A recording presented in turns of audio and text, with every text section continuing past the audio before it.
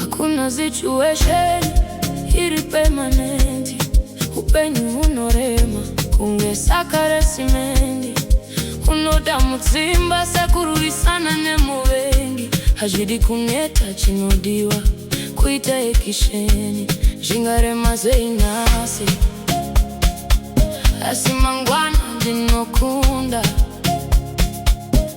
pari kutoda chigai muka ushande kuti muri goguta. Ndinoziva zvichaita rimwe zuva, Mwari vachandidiridzira ndiri ruva, ndichapenya kudarika zuva, inguva chete asi nhamo inopfuura. Ndinoziva zvichaita rimwe zuva, Mwari vachandidiridzira ndiri ruva, ndichapenya kudarika zuva, inguva chete asi nhamo inopfuura. Vese vari pamusoro vakatangira pazasi, miliyoni inotangira padola kuti zonzi mari. Hongu mufambo asi zvinoda simba raMwari, handinyori kuti zonzi waibata mari pasina Mwari. Ndiri kushanda siku nesikati kuti nerimwe zuva ndizova upatopu, mikova yemakomborero Ishe wangu hurai, mweya weurombe wese Ishe wangu sukari.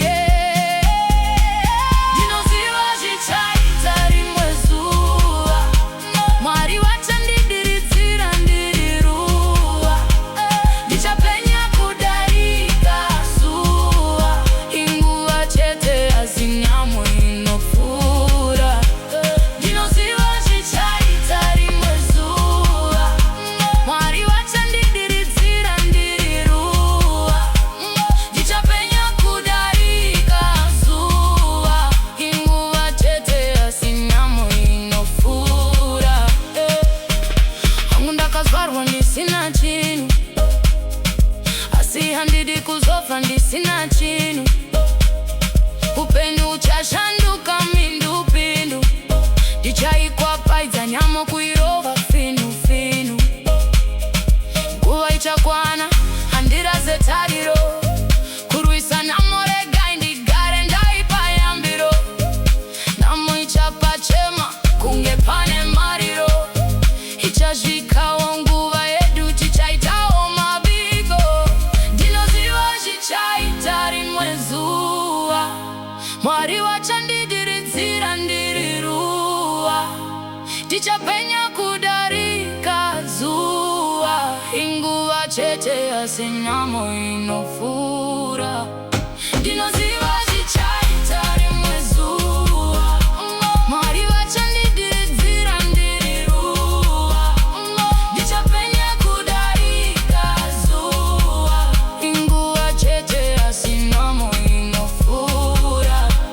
Zvingarema sei nhasi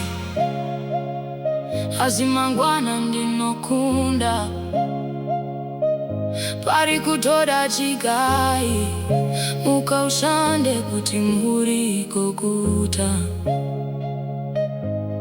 Hakuna situation iri permanenti, upenyu unorema kunge sakarasimenti, unoda mutsimba sekurwisana nemuvengi, hazvidi kuneta chinodiwa kuita ekisheni. Ndinoziva zvichaita rimwe